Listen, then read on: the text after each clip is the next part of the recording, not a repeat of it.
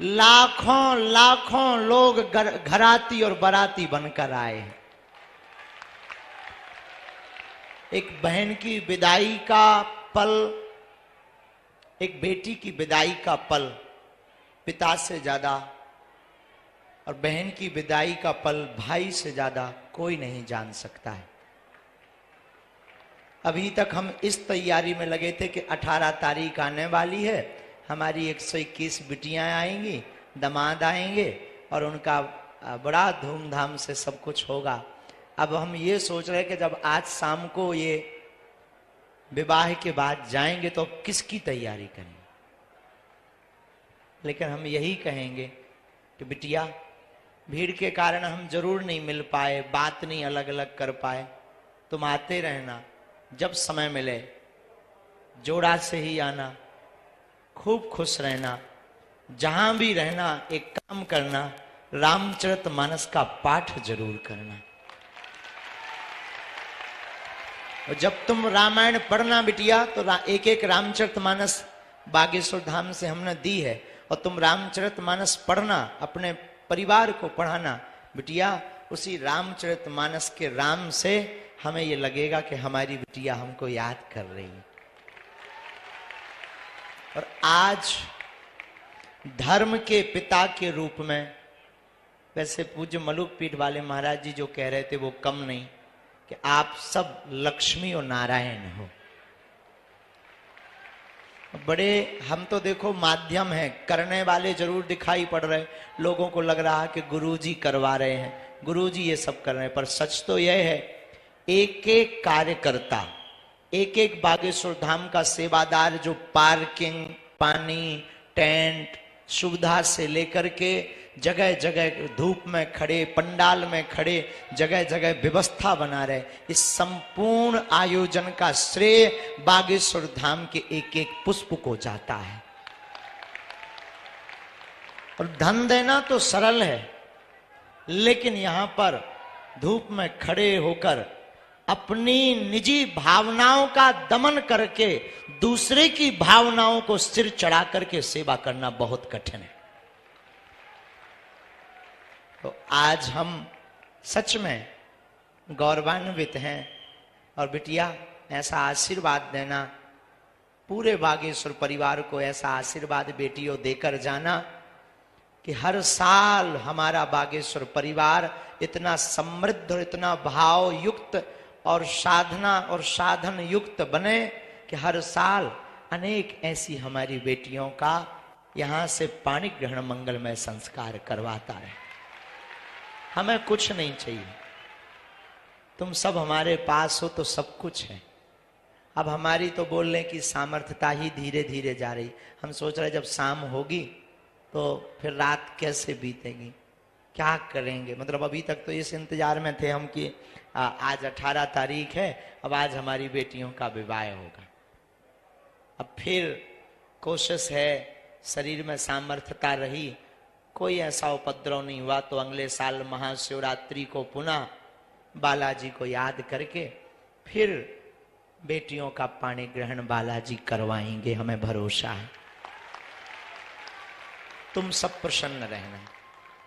तुम ये मत मानना कि तुम्हारे अब विवाह करवाया है तो हमने उपकार किया। तुम ये भी मत मान कर जाना कि तुम निर्धन थे इसीलिए बागेश्वर धाम से विवाह हुआ। नहीं, तुम धनवान थे इसीलिए बागेश्वर धाम हनुमान से विवाह हुआ।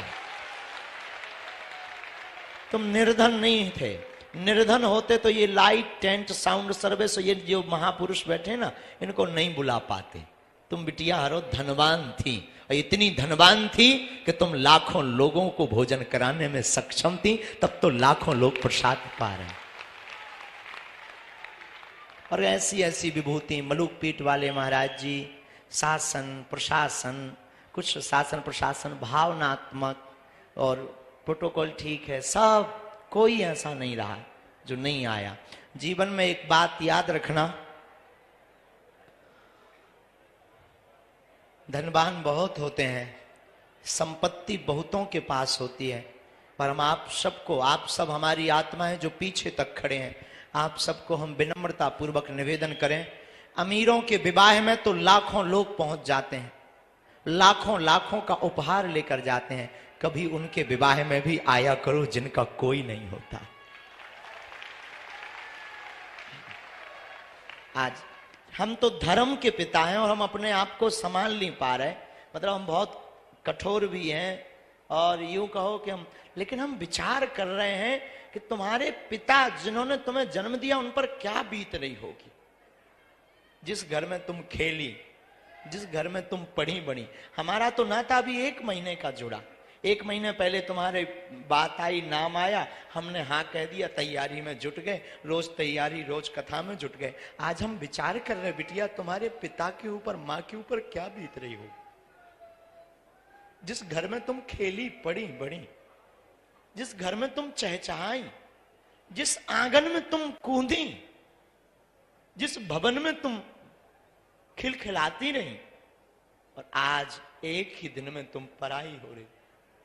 संसार का कितना भी कठोर पिता हो, कितना भी कठोर भाई हो, कितना भी निर्दयी हो, लेकिन जब बहन की विदा होती है और पिता की जब बेटी की विदा होती है तो उसका भी दिल फूट पड़ता, उसकी आंखें गवाह दे जाती हैं, क्योंकि बिटिया अनमोल उपहार है ईश्वर का।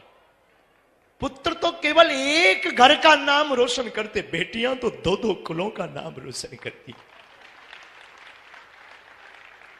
बड़े दिल वाले होते जिनके घर बेटियां होती हैं। कहने को तो ठीक है बेटी का आज विवाह हो गया, सच तो यह है कि अब बिटिया पर अधिकार किसी और का है। आज तक ये बिटिया हमारी थी, अब ये बेटियां एक ही दिन में, इतने दिन का नाता किसी, लेकिन भगवान भी अद्भुत है। हम यही प्रार्थना ईश्वर से करेंगे, जितने लोग यहाँ बैठे, हमें तो आप सब में ईश्वर नजर आता है। कृपा करके कभी भी अपनी बेटियों को नीचा मत दिखाना, कृपा करके कभी भ्रूण हत्या का सहयोग मत करना।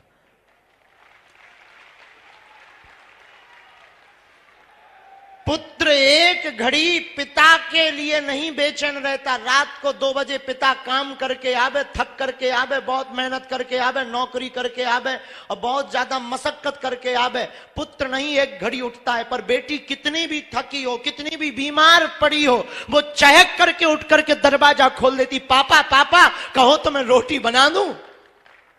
भले ही उससे चाय बनाते ना बनती हो, लेकिन पापा पापा कहो तो मैं रोटी बना दूं। खोल करके दरवाजा, रोटी बनाने, किचन में कुछ भी ना हो, पापा बस गरम कर रही हूं, झूठ बोलकर तुरंत भोजन बनाने पहुंच जाती है।